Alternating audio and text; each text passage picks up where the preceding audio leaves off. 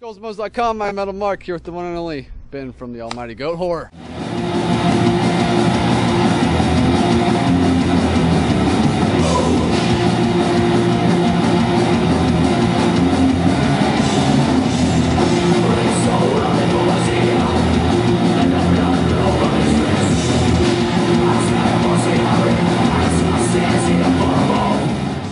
How are you, sir? Doing good, man. I'm not going to bust your balls about that game yesterday, man. Literally, we're in 10 seconds in and you're already bringing it up. I'm just saying I'm not going to do it. I'm just telling you now. It's cool. It's Whatever. cool. It happens. But December 26th, we get a rematch at y'all's place on Monday night. Yeah, I know. That's cool. I'm just saying. It's cool. Whatever. Y'all control your destiny, but you still got to go through us again. No, dude. You know what's unique about the NFL right now, if you look at it with all the teams, is it's anybody's game. Yeah. Well, I mean, except for, I guess, Green Bay at this point, who's undefeated. Freaks. And I guess San Francisco, since they only lost one game. But Yeah. a lot of teams that, you know, are quote-unquote big boy teams or whatever, they lost quite a few games, you know. And you got Indianapolis, who's totally zeroed out this year. So bad for them. So yeah, it's pretty much anybody's game. I mean, anything could happen to Green Bay, you know, between now and the end. Yeah. So you never know what could go down. Did you see the Saints in the Super Bowl again? It's possible. You never know. Right I ain't gonna say yeah. I'm not predicting the future here. You could say yes. I could say yeah, but just be like everybody else who says yeah about a team from the area going to the Super Bowl. True. We're right What on. would you say? Are the Falcons going to be in the Super Bowl this year? Yes. If we can beat the fucking Saints. Either way, we're here because you're playing a show. Yeah. Here at the Masquerade once The again. lovely Masquerade, always here, man. Take a look beautiful. around, see the It's- nice view. Look at the nice forest. See everything that's around This here. wood and iron. Nice. They're probably gonna cut me up afterwards. Put me in a hole. It's all good. So y'all are playing in hell again. Yeah, of course. We couldn't play anywhere else. Yeah. Upstairs shit's too cold. I've seen y'all in heaven though, right? Have you? Have you played there? Yeah, we played up there. Okay. Before. We played up there with Devil Driver and That's Suffocation, right. right? Yeah. Cool, man. Well, here obviously the new record is coming sometime soon. Is there In February. in February? All right. Yeah. Is there a title or anything new you can say about that? Yeah, but I album? don't know if I can say it yet, man. You know, you're usually supposed to let the label let that Yeah. information out. And I'm afraid if I say it, I overstep my boundaries or anything like that. Right on, I got you.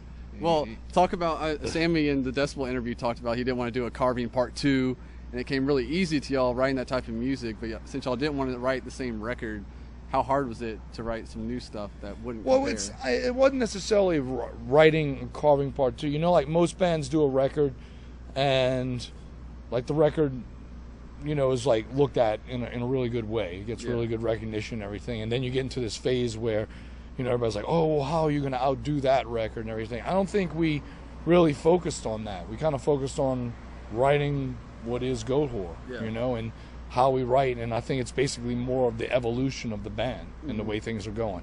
I mean, yeah, it's not like we did this drastic jump and all of a sudden we're doing like goth rock or something like that. We are still doing what we always do.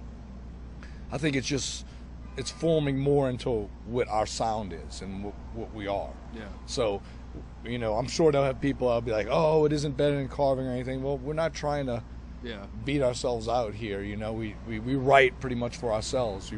We like to jam things, and however it comes out and the way it comes across and we like it, that's the way it comes out, you know. No offense to fans and everything, but it's not like we're going to sit there and wallow in pity trying to figure out how we're going to beat out something when it's just like it's a cycle basically that you write. You write in a cycle, you know, and so many bands, they go into interviews and they're just like, oh, well, yeah, this is our best one and everything. I'm like, the only thing I say is I really like a lot of new material. I like how everything came off, and I think all the guys, you know, Sammy, Zach, James, they did a fucking amazing job on the recording, you know, with everything, you know, and you can even see that, like, since Zach's been in the band, from A Haunting Curse to Carving to the new record, you can see the evolution of him as a drummer, too, and how much better he's gotten and evolved and focused in on things, which is great, you know, and Sammy's writing structures and everything, and then the addition of James being in the band, you know, it keeps that cycle going. Yeah.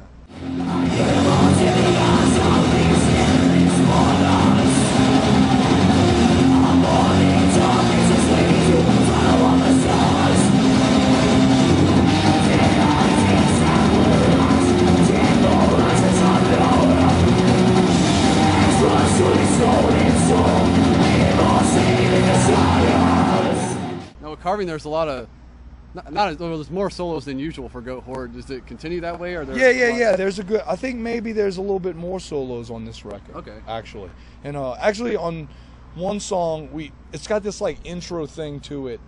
It's like in the middle of the record. It's got this intro acoustical thing that attaches into the song, and Eric Rutan did a solo over it. Sammy asked him if he'd do a solo, and he did one on it too. So yeah, we got a little bit more solo going on and everything. Very cool. But it's got that throttle and that kick to it, kind of like the carving thing. But I mean, that's basically, I guess, our signature in a sense, too. Some of the shit that's like kind of what do you want to call it, black and roll or whatever term they want to lay it out as. But it's just downright metal in general. Yeah.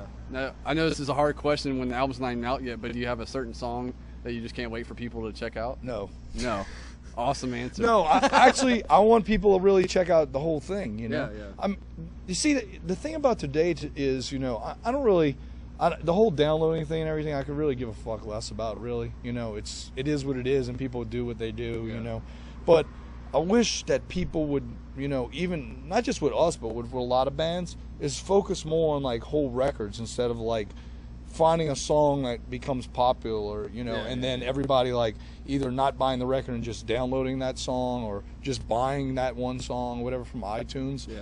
Because, it's just like listening to older records. Like if I listen to Judas Priest, of course the hits are great.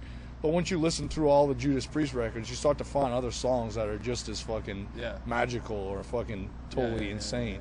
So, I just wish people would just listen to it all the way through, and then maybe they might get the idea of some other songs that they're more interested in.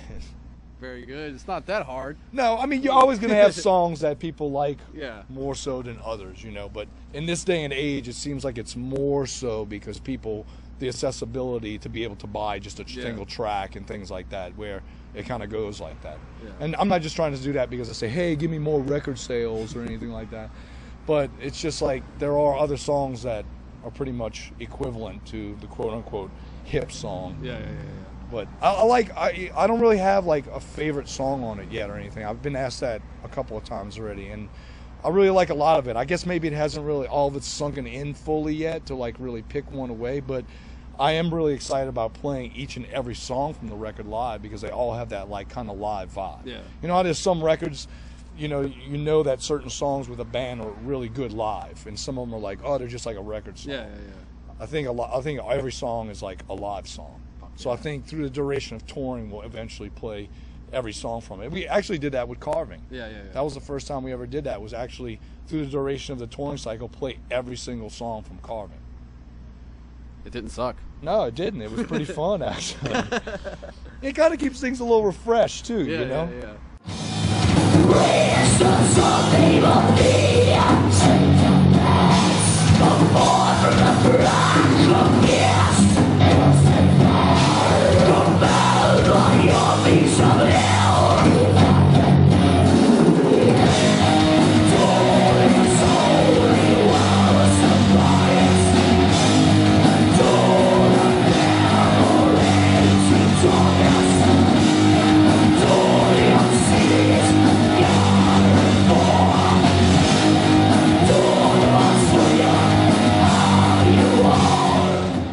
Well, speaking of refreshing things, your cover of Motorhead, Don't Need Religion, out of all bands and of all songs, why did you choose that one? Well, Motorhead's like a big influence of ours. Yeah. A lot of the old metal is, Judas Priest, Motorhead, Maiden, all that older fucking school stuff. So it was just, we've always been big Motorhead fans, and we got offered to do the Flexi thing, and we were like, why don't we just do it like a Motorhead cover? Something from older Motorhead, too, like from the Iron Fist record, and then Don't Need Religion kind of fit the thing of Goatwhore. And so we just kind of dished it out, and we did it. We came back home in the studio, and basically like a week later recorded it in this little place. They call it the Riff Room, but it's basically a room that's a couple of doors down on another floor in the same building we practice in. And you just go in there and set up, and it came out pretty good for what it was. We're pretty excited about it. Well, this is the first time y'all been here since you won the big award, the big Easy Award, for Best Metal Band. Yeah, we haven't been, the last time we were here was with Watain, I think. Yeah, it was with Watain. Yeah. When Crowbar was over there. Yeah. That was a crazy night. At the Drunken Unicorn. Yeah. I think You know, well, the thing was too, we took time away so we could write and everything, you know. I mean, we didn't even think we were going to be going out this year at all, really. Maybe just doing weekend things. But, you know, we're out with some old friends exhumed and everything, and just it's more of a grittier, old school kind of tour and everything, which it's been going really well.